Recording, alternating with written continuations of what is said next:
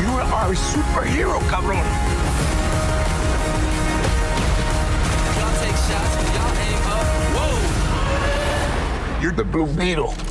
Hey guys, welcome to another episode of DCU Daily, and today I'm talking to you about Zola Mariduena's comments. He made these comments, some time ago because obviously right now with the actor strike, there is no promotional work happening. None of the actors can promote any of their movies. So this isn't some comment that he made recently, but because Blue Beetle is coming up pretty soon now, just weeks away, and the Blue Battalion is in full gear and ready to rock and roll, including Zack Snyder, which is great to see that he's on side with the project and supporting the DC project, bringing his family in, and that's all going to be great stuff. I love seeing that Blue Beetle Battalion, hashtag Blue Beetle Battalion. I support that movement 100%. Promote this movie, bring your friends, bring your family, go see it multiple times. But what I'm going to talk about right now is some comments that Zola Mariduena made. He spoke to the idea that in the comics, Jaime Reyes' Blue Beetle he's from El Paso, Texas, and in the movie they have changed it up a little bit, and we're gonna see Jaime Reyes who lives in Palmera City. And so these comments that he made, it was in a video interview with Fandango, which was probably done before the strike happened, probably a couple of months ago. And now that the movie is about to come out, all of these websites are releasing those video interviews as a means to promote the movie and do their exclusive coverage. So each of them get some exclusive quotes. So this isn't anything out of the ordinary, but it's an issue that has previously been addressed by, I'm sure, a lot of video essays on YouTube, by other news articles, but Zola Mariduena had some comments on it, and if I can pull up the comments for you, he basically was talking about why Blue Beetle deserves his own city, and so he said, first off, with Palmera City, it's a city made specifically for our movie, and for this storyline that we are making with Blue Beetle. As he explained, originally the character takes place in El Paso, Texas, and we decided to make it to Palmera. Blue Beetle deserves his own city, right? Batman has Gotham, Superman has Metropolis, and we wanted to have a world that felt like it was reminiscent of the culture that Jaime grew up with.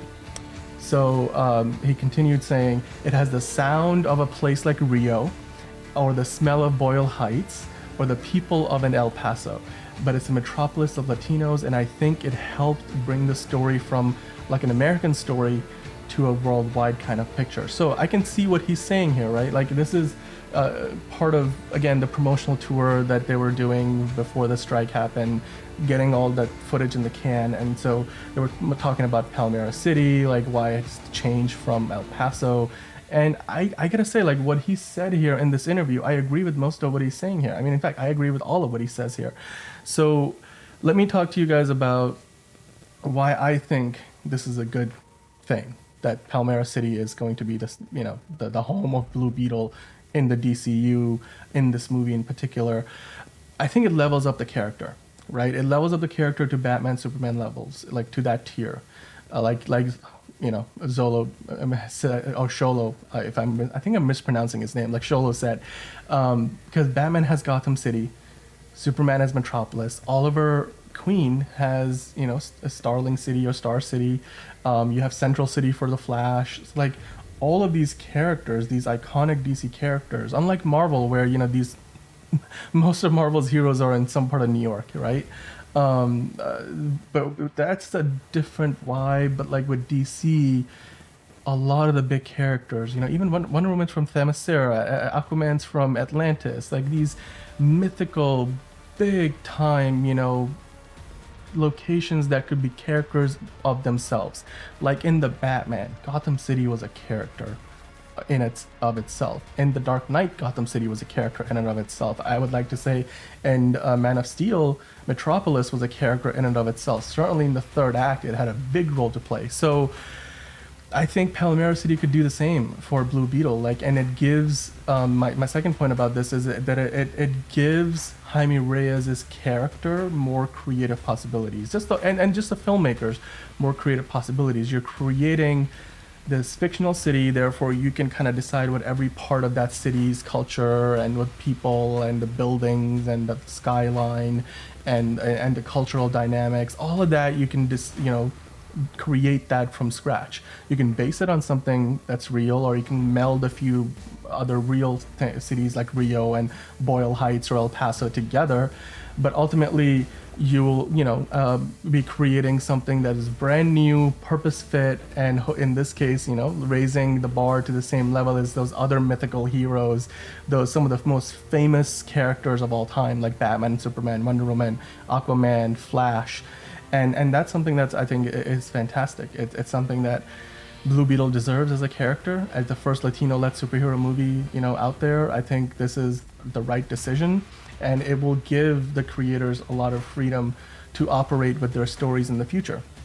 And it will still draw comparisons to El Paso, I'm sure, because people are going to say in the comics it was this way and here it's not. But I think it gives them just enough separation from something like a real city where people are going to start looking at, oh, that's not accurate. Oh, I've been down those streets. Now they don't have to have that comparison. Like, the filmmakers just say, this is Palmera City, and this is what Palmera City is about. This is what it's not about. And this is where we can go with it, and we have infinite possibilities of what we can do with that idea. So I love that. And then, ultimately, if you guys are still hung up on the whole El Paso and not El Paso and Palmera City thing, let me ask you, does it really matter all that much? Like, are you gonna go into the movie watching Blue Beetle and every moment you see some cityscape and you're like, but that's not El Paso, Texas? That bothers me. Or are you gonna be paying attention to the story, watching the movie, enjoying the character work? Like, are you gonna be watching the movie for the story and what the visual effects and all the the humor, the comedy, like George Lopez, Joel Mariona, like all the fantastic cast that they've got? Are you going to be watching it for that, or are you going to be watching it for the location, right? Like the location could play a big role in the story, but it's not the story. It's not, the name of the movie isn't Palmera City. The name of the movie is Blue Beetle. So if you're still hung up on it, I would say, look, when you go to the movie, leave that baggage at the door, go in fresh, and judge the movie on its own merits. And I'm pretty confident you're going to like it, because the trailers have been very promising. And given that this was not going to even be a theatrical movie, but they were confident enough in it to turn it into a theatrical release, that gives me confidence that Warner Brothers thinks this is a good movie too. So despite the fact they haven't promoted it as much as you would like, and then it's been hampered by the strike in Hollywood, both the actors and the writer strikes, it still, I think, has the potential to do better business than some of the other recent DC movies. And certainly if the social media movement catches on, things like Barbie, like look at where that movie is. It's almost made $1 billion in 2 weeks alone. Like, I don't think we're gonna get anywhere near that level of support, but boy, would it be great if we got anywhere close to that, right? Like, because even if this movie made like $500 million, not only would it be profitable, but it would certainly be a big a box checked for doing more sequels to Blue Beetle, and having a big role in the new DCU, because James Gunn has said that this is the first DCU character, and if people love the first DCU character, that can only mean that the director of this movie who said that, hey man, we decided that we wanted to tell this story as part of a trilogy. Like, they've already got ideas for a trilogy, and if you can support this movie and get this to that green zone, and in the green and in the profits, in the black as you will, then we may get more stories from Blue Beetle. Otherwise, I'm worried that Blue Beetle might become just one of those side characters that shows up in some of the big team-up movies but doesn't get their own film. And I sincerely hope that doesn't happen. But in order to make sure that doesn't happen, in order to make sure that we do get more Blue Beetle after this one, we need to go support this film. And I don't think the idea of not having it take place in El Paso but rather in Palmera City, I don't think that's going to detract from the movie. And I certainly hope that I'm not proved wrong, but I'm going to go into the film with an open mind, and hopefully I'll enjoy it. Hopefully you guys will enjoy it. Let me know in the comments below what you guys think about what Jolo said here, and of course, let me know in the comments if you guys are excited about Blue Beetle. Are you part of the Blue Beetle battalion? And keep coming back here for more DCU Daily, Monday through Friday.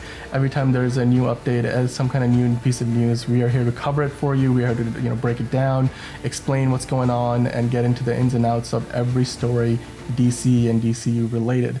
And I am Dan, and I'll see you on the next one.